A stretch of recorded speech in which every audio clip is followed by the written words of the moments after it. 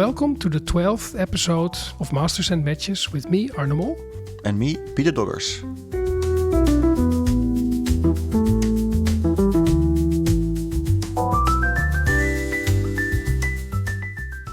Sultan Khan showed enormous strength of character to overcome his challenges. It is impressive to see the perseverance with which he played, his enormous will to win and his fearlessness at the board, no matter the opponent. He was quite unafraid of reputation, and that is a lesson for every aspiring player. Peter, this is a quote from Vishy Anand, the former world champion, about the topic of today's podcast, which is Sultan Khan, a quite legendary figure from the 1920s and 1930s, who became All-Indian champion in 1928 and then went to Europe and won the British Championship 3 times in 1929, 1932 and 1933. And among his victims were players like Tartakower, Rubinstein, but also Capablanca. And we're going to talk about Sultan Khan today.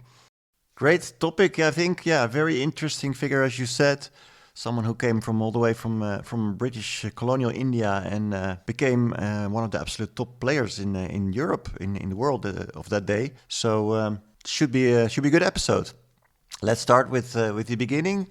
Sultan Khan was born April 13, 1903 in Mithatiwana, which was a small town in rural Punjab, which is now Pakistan. His father was a landlord. They were Muslims, part of the Awan tribe, who formed the majority population in the region. And as a child, like many young Muslims in the area, he actually learned to recite most of the Quran, and he also learned Indian chess when he was 9 years old and soon began to outplay his brothers. Chess was quite important at the time and because of its association with Persia, and it was also quite a popular game among both the Hindu and Muslim elite. And it was also quite popular in Britain and therefore, generally speaking, in the British Empire. But as said, we are talking about Indian chess, not the chess that was played in Europe at the time. And it had quite a few different rules. Maybe you could say it was quite a different game. Maybe Arne, you can explain a little bit the difference between European and Indian chess. Yeah, there are quite some significant differences. Maybe you can compare it best with some form of medieval chess in which, for example, the pawns could not move 2 squares from their beginning position. So it was possible to play one e3 but not one e4. And another important difference was that it was not allowed to castle. So, especially in the opening, that made quite a difference, of course.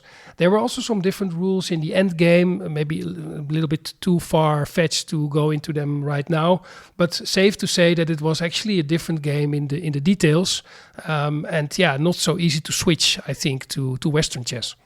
Right, and to continue a little bit Sultan Khan's life story, after one of his older brothers died, he was more or less forced to marry his widowed sister-in-law. But they quickly divorced. It was not a successful marriage. And after that divorce, he was actually expelled from the family and he left the family home in 1925.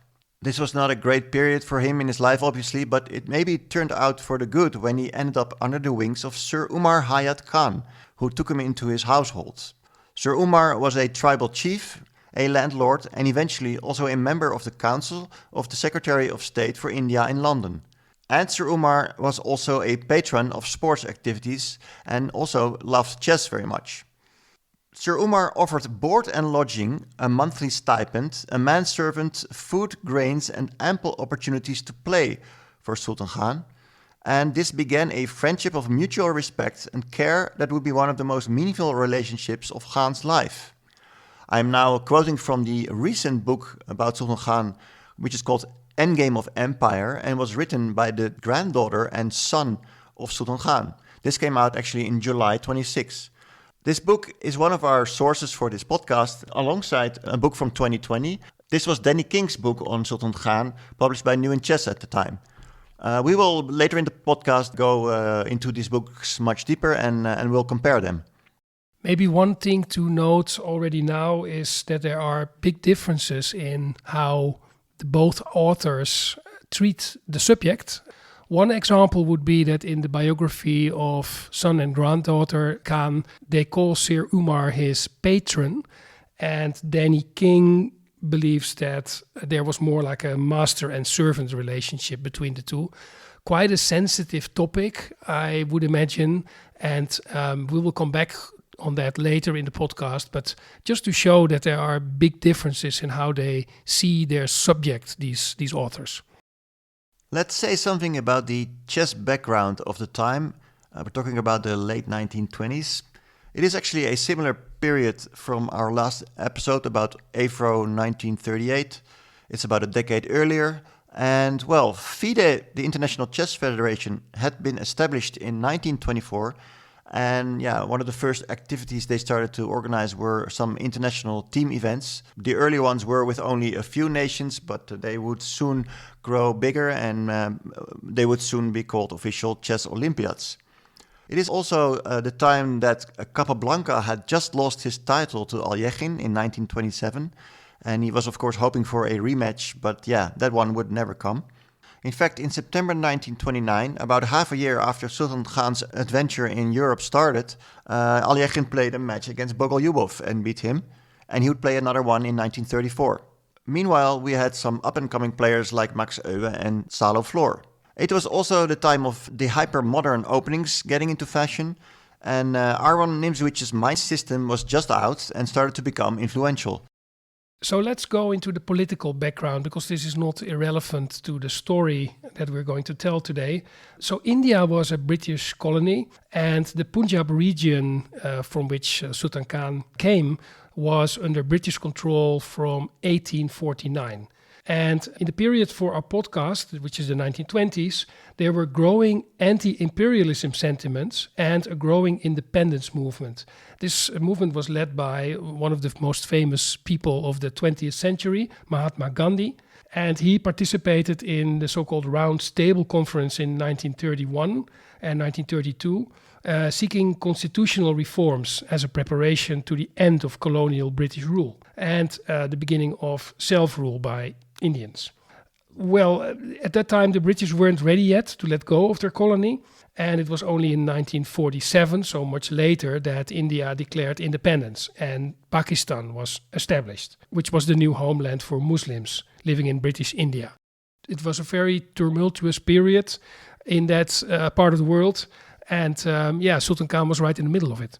Sir Umar himself had a quite, I would say, tricky role in all this. He was also a diplomat, and he was at the same time, I think, quite supportive of the British Empire, but also trying to push for more Muslim rights and to push the Muslim community. And there's a quote from him in which he says, when he came to England, "I've come to this country with a special mission to place before the British statesmen and public the views of a large section of the martial races whom I represent." So he represented his region and the Muslims, but at the same time, I don't think he wanted to get rid of the British yet. So let's talk about the so-called chess career of Sultan Khan, which lasted only a few years, but as we know, was actually very successful. Of course, we're now talking about European chess, which Sultan Khan learned from around 1925. He was already a good player in Indian chess, and he soon started to try out European chess as well, back in the Punjab still. And his first big tournament that he played was actually in 1928 in Delhi. This was the All India Championship, which was organized by Sir Umar, by the way. And he won that All India Championship. So by that time, he was already the strongest player of the region.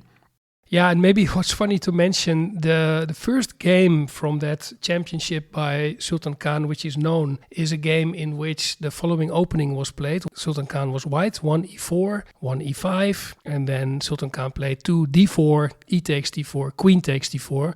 That's the so-called center game. I wrote a book about this opening.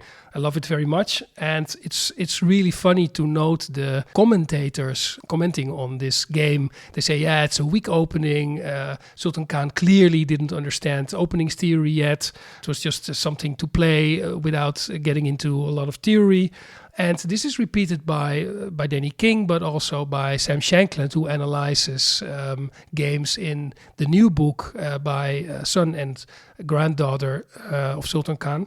But I believe that it's a wrong statement. It's a perfectly fine opening, and Sultan Khan actually showed quite some modern perspective when he adopted this opening. Not only in this one game in 28, but he would play it later as well with success. So I think it shows that he had a quite interesting view on chess openings after having learned the European rules just a few years before that. Let's move to 1929, when Sir Umar needed to travel to London for his political activities, and he felt he really needed to bring Sultan Khan with him, because obviously by then both he and Khan himself were probably quite eager to have him play games against the European top players and see how he would fare against them, of course. So in the spring of 1929, they did travel to London. They made a long boat trip to Marseille in the south of France. Then they took a train up north, actually, and then took another boat to Britain and another train to London. So after a long trip, they made it to the British capital. And very soon, Khan already made a bit of a name of himself when he was allowed to participate in a simul against José Capablanca in London. And he actually managed to beat Capablanca. And what's interesting to note about that time is that the London newspapers, in their comments, they mostly focused on the fact that, Capablanca had blundered and he lost his queen, and he simply had been very unfortunate against this unknown player from British India, from the Punjab.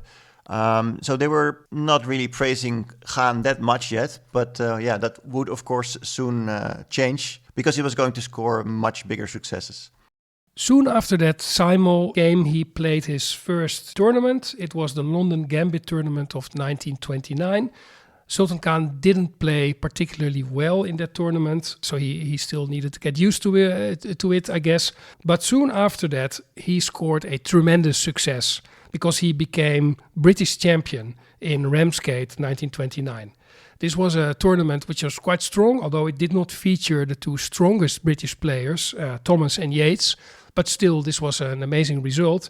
And it's also good to note that it must have been quite an exotic appearance, Sultan Khan playing this tournament among regular British players. He looked very differently. Please Google Sultan Khan and you will see from his pictures that he has a quite different appearance than probably most other players playing in Europe at the time. By the way, it's good to mention that the new book Endgame of Empire also features a number of photos that have not been published before, so that's definitely worth checking out as well. But it must have been quite the spectacle to see him play chess and win at that. And Peter, I think the press was also very impressed by this result, right? They were, but interestingly, they seem to have been focusing a lot on the so-called bond between Britain and India as part of the British Empire at the time. It was, in their eyes, perhaps sort of a symbolic victory for the mutual sort of countries working together. At least that's what the British perspective was. And for example, a correspondent in The Observer wrote, "Although the tournament has always been open to chess players of the whole empire, this is the first occasion on which an overseas player has wrested the title from the British experts. And the success of an Indian is peculiarly gratifying to those who, like myself, believe that the international art of chess may prove a bond in bringing together the intelligentsia of England and the eastern part of her empire." So after the British Championship, Sir Umar and Sultan Khan return back to India, which means that Sultan Khan misses the annual Hastings tournament of 29-30. But then he comes back sometime after that, or basically Sir Umar comes back and Sultan Khan joins him. You might wonder whether Sultan Khan had been practicing chess when he was in India to improve his game. But according to Danny King, that was not the case. He comments after showing a practice game that Sultan Khan played against someone called Gerald Abrahams. He comments, "Dreadful. Whatever Sultan Khan had been doing in India, it wasn't studying openings." So this would be a recurring thing of his play. Also in future games, his openings weren't great. He was just trying to get a decent position to play, and he wasn't deeply into theory. And you mentioned, Peter, that chess books on hypermodern chess, Nimzowitsch and all the other guys promoting a completely new style, that must have been a little bit out of his depth for Sultan Khan. So I don't think he was very much into that. At the same time, some of the openings he played For example, some of the Indian defenses, we would say these were quite modern from that point of view. So yeah, it was a bit of a mixed bag, but I don't think he was practicing a lot of chess openings. Can you say a little bit more about what kind of chess he was playing? Yeah, so we mentioned that he was not the greatest opening expert. So he did not prepare novelties or get anything out of the opening. Usually he played quiet chess, simple harmonic piece placement, and usually tried to outmaneuver his opponent in the long run. Yeah, Danny King mentions that Sultan Khan did not have a great understanding of the concept of time in chess. And there are a couple of examples that speak to the imagination. So one example is in a game in which he was black, where white played e4, he answered c6, then white played c4, and Sultan Khan played the move c6 to c5. So he just lost a full tempo compared to normal Maroczy bind kind of positions, and apparently he didn't really mind. Another example is where he played the Caro-Kann, and then in the advance variation where white plays e5, he immediately closes the center with e6, so without putting his bishop on f5. So yeah, it's just a very slow setup for black. Then he did continue with c5, so it was basically a French advance with the tempo less, right? Yeah, exactly. Yeah, so very slow chess, and I think that was also his style. But of course, against sharp players who were well prepared, that was not always successful. He was also a player who I think did not really understand theoretical endgames very well. Perhaps that was because some of the endgame rules under the Indian laws were different. He was a good endgame player, but he did not really understand a lot of the theory. And I think Danny King also writes that he did not really have something like a plan in the end game. You know, he played individual moves, but the moves were not connected. He also did not make many mistakes. So it was very difficult for his opponents to gain any advantage against him. And when you don't make mistakes and you're very patient, then of course you can win in the long run. He had a lot of stamina, and he just waited for his opportunity to pounce on an error by the opponent. Yeah, and I noticed that he also played quite a lot of long games. I think he was simply pretty decent in the end game, and especially also in games where he was a bit in trouble. He was a very big fighter. He would often manage to delay a loss from a lost position. He would manage to delay it for another 30 moves before he finally had to resign, but also managed to scrape draws from those bad positions or even victories. So yeah, one of those players who really went on and on until nothing was left to play for.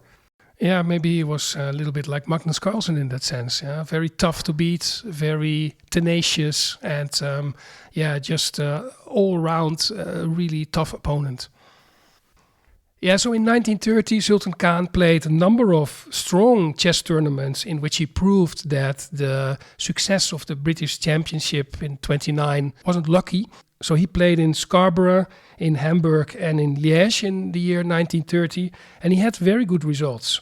In Liège, he came second behind Tartakower, but ahead of Kolle, Nimzowitsch, Rubinstein and Marshall. So I think this is, for me, the first result that, we are actually talking about a world-class player. I mean, he comes from colonial India. He has learned chess from Indian chess first. And in 29, he comes to Europe. And like a year later, he's already finishing in a tournament ahead of such big names as Nimzowitsch, Rubinstein and Marshall. Yeah, very impressive, I think. Yeah, it cannot be underestimated how curious and remarkable those results were and how sensational they were also regarded at the time. I think actually if you look at it, the only two players that he was never able to beat were Aljechin and Euwe, but some of the other players he did beat, so he was definitely, I would say, already a top 5 or a top 10 player in 1930. And speaking of beating strong players, we are now going to turn to what was probably his most famous game, because in the Hastings 1930-1931 tournament, where Sultan Khan finished third behind Euwe and Capablanca, he actually managed to beat Capablanca, and this is still his most famous game that is still remembered. The game was played on 31 December 1930, and if you go through the moves, it's really an impressive display of positional chess, actually. His play right after the opening looked quite modern to me, where it's a Queen's Indian defense, and Khan plays this early h4 move and then also g4, g5, which feels quite modern to me. And then on move 23, he trades his queen for 2 rooks. And yeah, he gets this position where he's positionally in full control. He has these double rooks and 2 bishops and advanced pawns, and Capablanca cannot really do anything. And meanwhile, Sultan Khan is playing with a lot of patience, slowly improving his position. I think you could even say that he ends up beating Capablanca in Capablanca's own style. So quite an impressive achievement. And yeah, years later, when looking back at Khan's career, Capablanca would say, the fact that even under such conditions he succeeded in becoming a champion reveals a genius for chess which is nothing short of extraordinary. Yeah, so big praise from Capablanca. And after that, his successes continue. Sultan Khan plays a match against Saviali Tartakower, and he wins the match, scoring 4 victories, 5 draws and 3 losses. That's held in Vienna in 1931. It must be said that Tartakower probably wasn't feeling great. He said in the Wiener Schachzeitung that I was suffering from severe rheumatic complaints. But at the same time, he later said of Sultan Khan's play that Sultan Khan possessed a peerless tenacity and imagination. So he was also praising him like Capablanca. And I think that's a picture that emerges from Sultan Khan's play in general. He was very tenacious, very patient, never in a rush, and hardly made any mistakes, which made it very difficult to beat him. Yeah, and it was around this time that Khan was really sort of confirmed as one of the world's absolute top players. After this match, the British chess magazine praised his play and predicted new successes. And for example, after the team tournament in Prague in 1931, where Khan came 4th on percentage scored on the first board ahead of Alyekhin, Boryubov and Kashdan, the British chess magazine wrote that he maintained his reputation as one of the leading world players. And which also still was quite a sensation, because only 2 years before he had arrived in Europe, and let's face it, only 6 years before he had started playing chess according to European rules. Yeah, and I think in that tournament he also beat Rubinstein, right, which is one of the best players of the first half of the 20th century. Right. In the same year, he came 2nd in the British Championship in Worcester, behind Yates.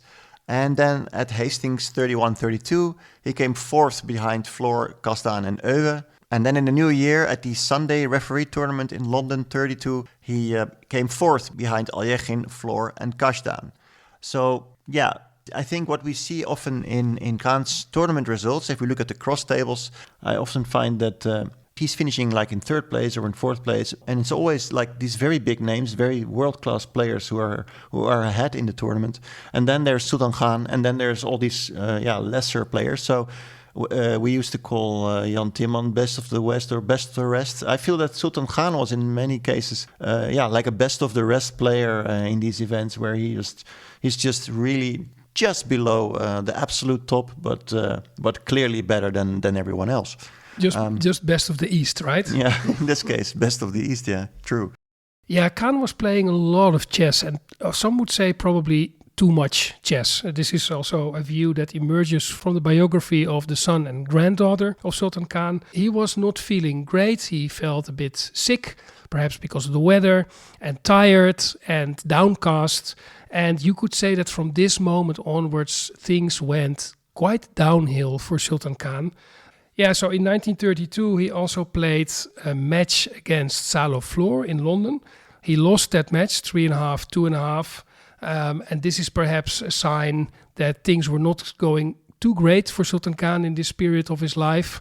And this is perhaps a moment when Sultan Khan felt there was a certain pressure on him to perform. He was very successful, of course, in previous tournaments. But now perhaps this pressure was weighing on him. So he played a tournament in Bern 1932. And Peter, I think there is a quote from that tournament which maybe shows how he felt during that tournament. Yeah, it was a tournament in Bern, Switzerland, which was basically a Swiss championship where a bunch of international top players were added to the group. And Sultan Khan finished in 4th place behind Alyekhin, Euwe and Flohr. And yeah, this quote is coming from Fritz Wittmann, a newspaper columnist and also a painter, by the way. And he wrote in the tournament book, Sultan Khan, suffering from a heavy cold, paced through the salons, lonely and lost, occasionally stopping at a window to peer through the misted panes at the wet, rainy landscape. This melancholy scene touched my heart, and I was filled with the desire to somehow make up for the inhospitable weather of our country. I guess it was a period where Sultan Khan had mixed results, because he did win the British Championship for a third time in 1932, coming first ahead of Alexander, Thomas and a young Harry Golombek. Yeah, by the way, it's good to mention that by this time Sir Umar had a new member of the household, which was a lady called Miss Fatima, and she was also a chess player. And she played in her first chess tournament during the British Championship 1932, and actually she came fifth in the tournament. So in the women's tournament, quite an achievement for playing your first chess tournament ever, coming fifth in a national championship. And Miss Fatima would go on to be quite successful herself as a chess player in subsequent championships. Yeah, Sultan Khan's next big tournament was Hastings 32-33, and he had a decent result, coming third behind Flohr and Pearce, but his play was probably affected by a tragic incident a month before, right, Arne? Yeah, his friend and his, I would say, chess companion, so someone with whom he was talking about chess a lot, Frederick Yates, passed away around that time, and it must have affected Sultan Khan a lot. It was a good friend of his, and I think it added to the burden that he felt, and perhaps also the weight of having to play chess in a maybe not perfect circumstances. Yeah, a couple of other things to highlight. Folkestone 1933 tournament. It was a team tournament. He lost again against Aljagein. Didn't score great. And there's an anecdote by Rubinstein that we will come back to about this tournament later. He played the British Championship in 1933 and he won it again. It was held in Hastings. And in this tournament, Miss Fatima scored a tremendous success of 10.5 out of 11 in the Women's Championship. So she became the lady champion. For those interested, if you Google Miss Fatima on YouTube, you will find an interview from, I think, 1990 with her when she was already a very old lady. And she talks about Sultan Khan as well and her memories of the British Championship at the time. So very interesting to watch that, and I can highly recommend it. It was at the British Championship in 1933 that Sir Umar announced that their entourage would return to colonial India, and that is what happened. And so this is actually the end of Sultan Khan's chess career in Europe. Yeah, I think one of the differences between the two biographies of Sultan Khan is about the question whether Sultan Khan had the agency to stay in Britain if he wanted to, or whether he was forced to join Sir Umar back to the Punjab. I think Danny King believes that Sultan Khan had no choice to go back because he was in the end a servant. And granddaughter and son Sultan Khan believed that he could have stayed if he wanted to, but that he didn't want to because he was basically not feeling great. Miss Fatima also mentions this briefly in the interview. I think she wanted to stay in the end, but also didn't. Another quite contentious topic where different biographers view this quite differently. Right, yeah. He did play a few more matches back home in 1934, but after that, it was basically over with Sultan Khan's chess career. And in that sense, maybe we could even compare him a little bit to Paul Morphy, right? Who a century earlier came to Europe for only a few years as well. He actually turned out to be the clearly best player in the whole world and beat everyone in Europe. It wasn't that successful for Sultan Khan, but he was a very great player as well. And just the fact that he came from an exotic other world to the old world, so to speak, and was clearly highly talented, and then only after a few years returned again and was never seen again, is a very clear similarity, I would say. We're not going to discuss the remaining life of Sultan Khan, who ended up dying in 1966, because, this, in the end, is a chess history podcast, of course, and we are focusing on the chess part. It was simply the end of Sultan Khan as a chess player. Yeah, a big shame. I think there is quite a few pages devoted to his later life in the book by his granddaughter. But from a chess perspective, it all ended in 1934, sadly. So Peter, now that we have discussed his successes and maybe also some of his flaws in terms of his style, what was the legacy of Sultan Khan in your view? How good was he really? And how can we assess this? All right. We have already mentioned that he was definitely among the top players in the world around this time. So you would say that he must have been a grandmaster as well, right? But yeah, that is a bit of a tricky topic because in the first half of the 20th century, the value of the title of Grandmaster was a bit vague. In fact, it was not yet connected to the ELO rating system or anything like scoring Grandmaster norms. This would only be the case starting from the 1970s when the FIDE ELO list became a thing. We looked a little bit into the origins of the word Grandmaster, and apparently it was already first mentioned maybe even in the 16th century. It was a bit more used already in the 19th century. And there is a story which is actually debated. It's not certain if it's actually true, but it's too good not to mention here. This is about the 1914 St. Petersburg tournament, where Tsar Nicholas II has supposedly given the Grandmaster title to 5 players at the time, which were Aljechin, Lasker, Tarrasch, Capablanca, and Marshall. As said, this was debated, and so maybe we should move a bit up in history and go to 1950, when FIDE, the International Chess Federation, actually awarded the Grandmaster title to quite a list of chess players. I will quickly mention them. Bernstein, Boleslavsky, Bondarevsky, Botvinnik, Bronstein, Duras, Oewe, Fine, Flohr, Grunfeld, Keres, Kostic, Kotov, Levenfish, Lilienthal, Marozzi, Mises, Najdorf, Ragozin, Reshevsky, Semisch, Smyslov, Stahlberg, Szabó, Tartakower, and Vidmar. And yeah, when you see this list, you can really wonder, like, why isn't Sultan Khan in there, right? He actually beat a bunch of those players. In fact, we already mentioned that in his time, the only top players who he never beat were Oewe and Aljechin. So yeah, I think we sort of agree by now that Khan should have been in that list already. Absolutely, yes. That's a glaring omission. Yeah, well, an omission at least FIDE sort of tried to correct in 2024 when Sultan Khan was given the posthumous honorary Grandmaster title. Yeah, my own view is that in the end, the title of Grandmaster is not really adding a lot of value to someone like Sultan Khan, who, I think I mentioned it already, was clearly a top 5 player, or at worst a top 10 player in the world in the late 1920s and early 1930s. I think nobody would debate that. And in the end, it remains an honorary title. But yeah, he should have been added in that 1950 list. I think King agrees with that as well. And I think everyone would agree with that. So it's good that he has the posthumous title. But in the end, we can only measure his true strength by analyzing his games, not only his wins, but also his losses. And I think then you will see that he was never the best, but definitely in the top 5 or something around that. Yeah, so maybe a little bit about the books that we have already mentioned. One by Sultan Khan's granddaughter and actually also by his son.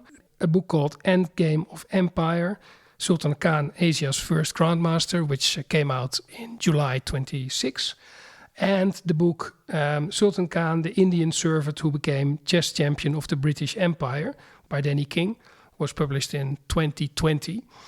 There are a few other books actually, but we have not consulted them for this podcast, I must admit. Both books are very interesting to read, but I think you have to read them together to get the full picture of Sultan Khan.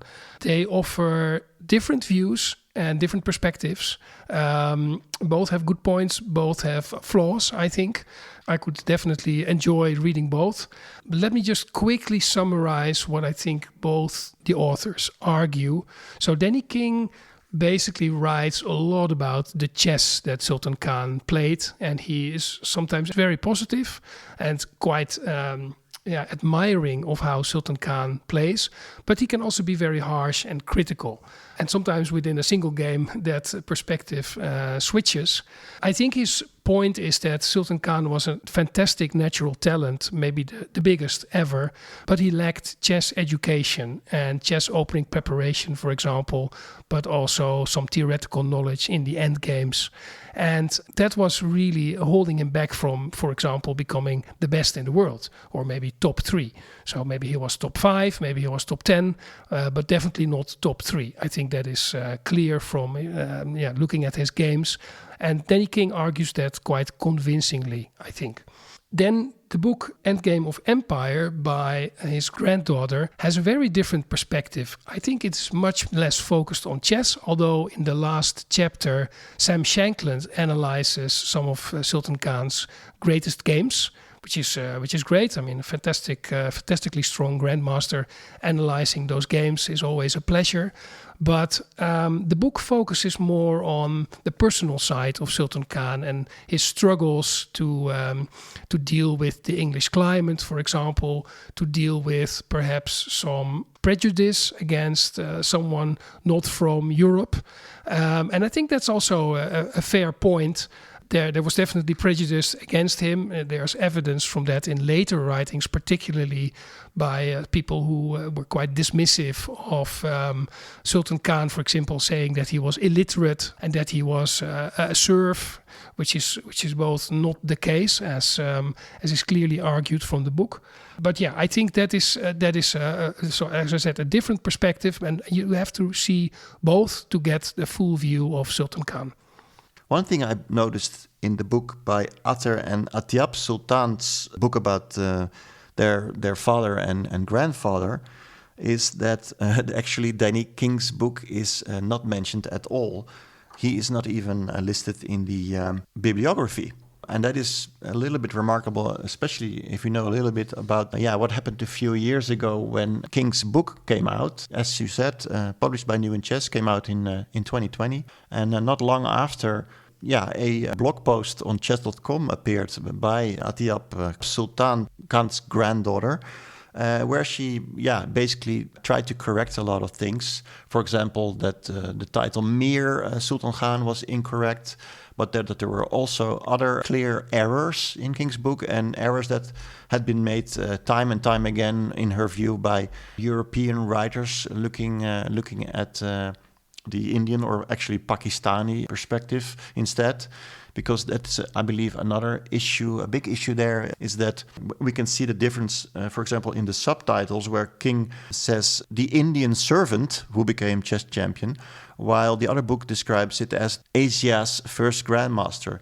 They really make the point that, that Sultan Khan should not be really called Indian, right? That he was a subject of the Brits as long as it was a colony.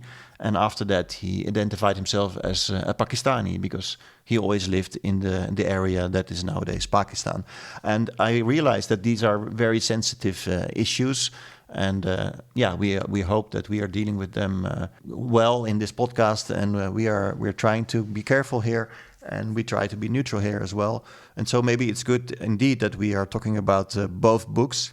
But anyway, interestingly, I also met Atiyab Sultan, actually. It was in October 2024, when I was giving a lecture in St. Louis at a conference for my book, The Chess Revolution. And Atiyab was actually giving a lecture about her upcoming project and her upcoming book. And then a few months ago, we actually received the book in PDF form, so we could actually dive into it before it was officially published.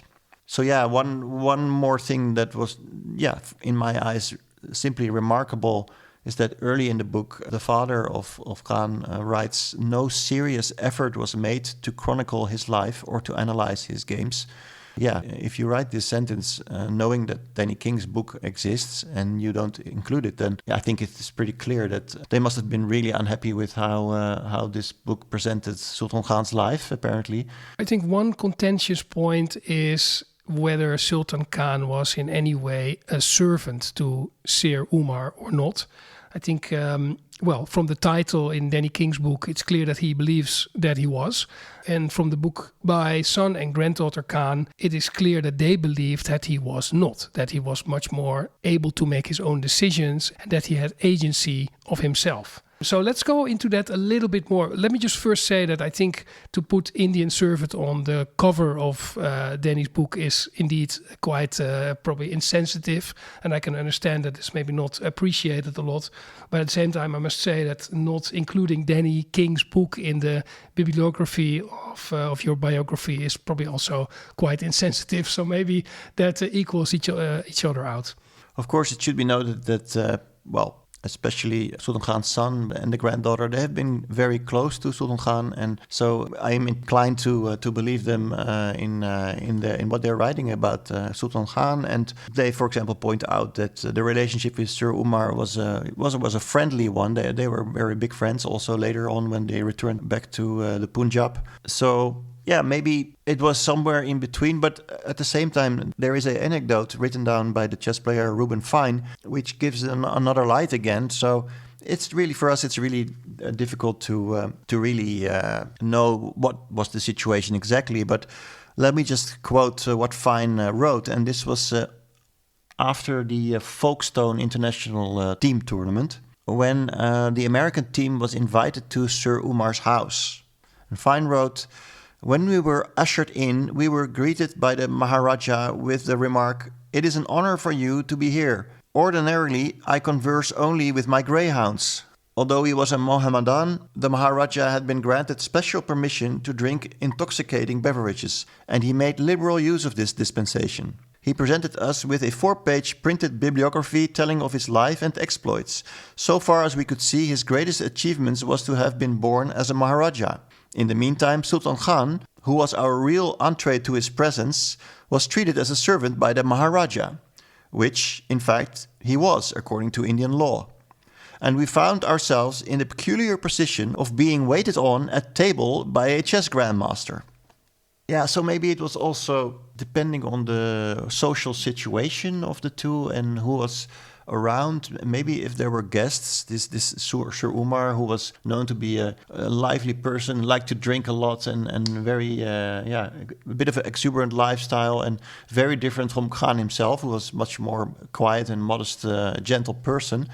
So maybe it was also sometimes a situation where Sir Umar, I don't know, maybe wanted to show that he had a servant and pushed him more a little bit into that role. While maybe on other occasions they were much more on a friendly basis and much more equal, right? That is a little bit how I feel it may have been. Yeah, it's impossible to know, I think. Son and granddaughter Khan knew him best, I think. So they should have that inside view, which the book is all about, that they wrote. But it's for us impossible to know. And let's leave that topic, I would say. There is another topic which I think is important to mention, and that is to what extent did Sultan Khan receive pushback or negative criticism, or maybe he was the victim of subconscious racism because he was not from Europe, not from the West. And the new book about him also argues that point. I think that is absolutely true. Of course, there must have been a lot of racism. Those were racist times, unfortunately, to a large extent. And there are definitely examples where later writers wrote in quite a disparaging way about Sultan Khan. I mentioned already that he was called illiterate. He was not, and there is evidence to prove that. But also, they were making remarks that were not very positive about him.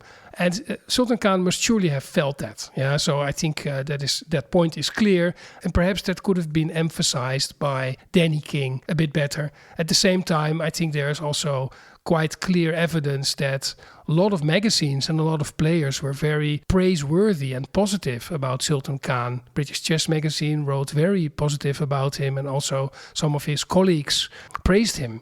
So yeah, it's difficult. Here again, it's difficult to say who's right in the end, and maybe that's not the point at all.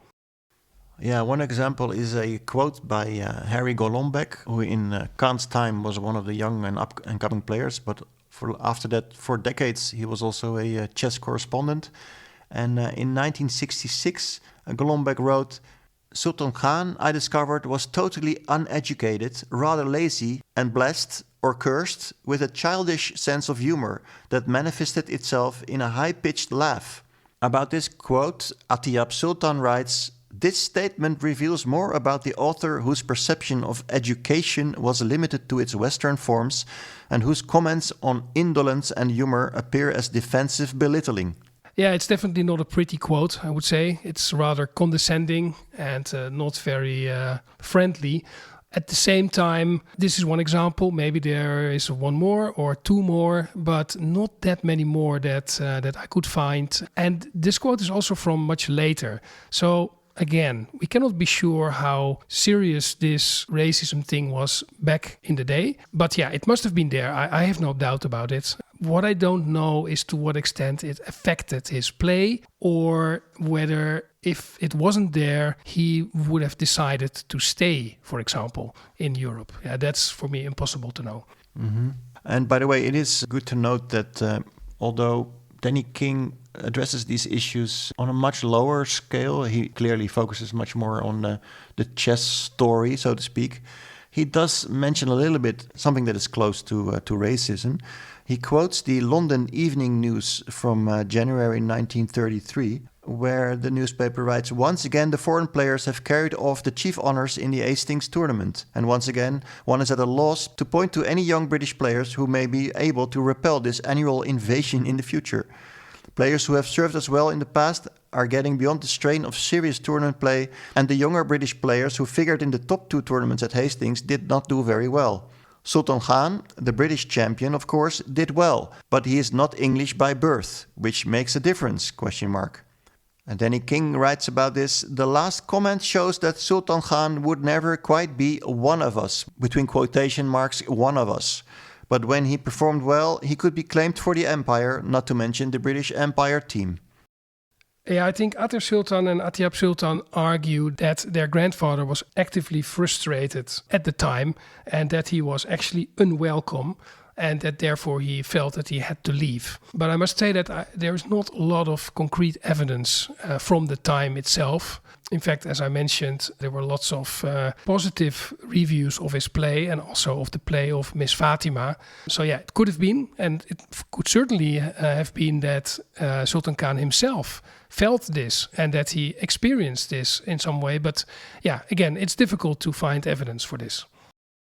So yeah, I had the feeling that people who really want to know much more about Sultan Khan's background, his personality, what kind of person he was, his family was, his later life, especially the life he lived after returning from Europe and from his chess tournaments. They should really read the book by the granddaughter and son.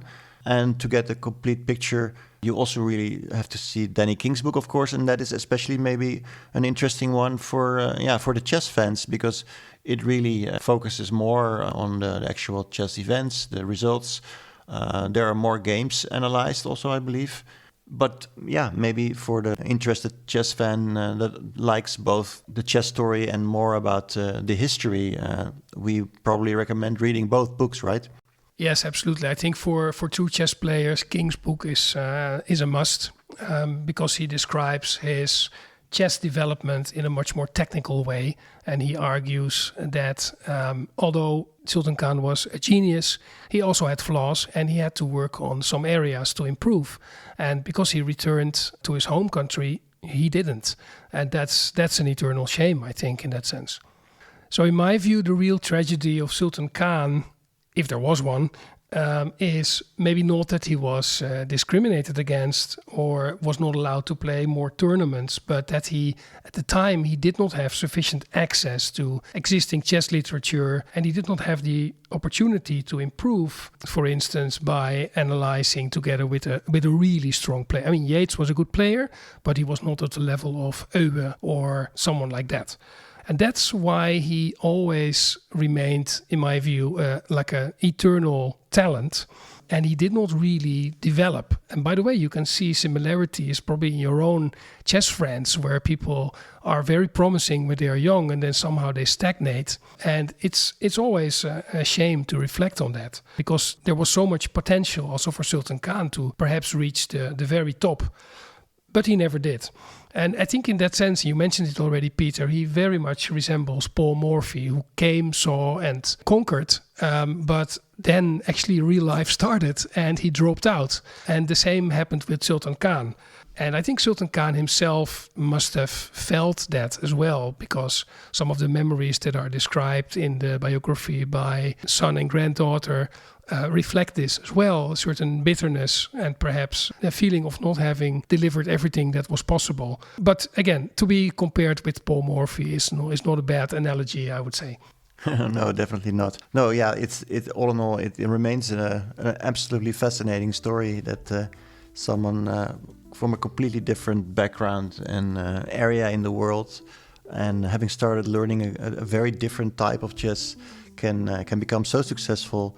Up to the point that he clearly reached Grandmaster level and eventually was given the honorary title, and therefore he can rightly be called the first Asian Grandmaster, the first Grandmaster of color. An absolutely wonderful achievement, and an eternally interesting life story, and very interesting to do this podcast about. Yes, please read both books.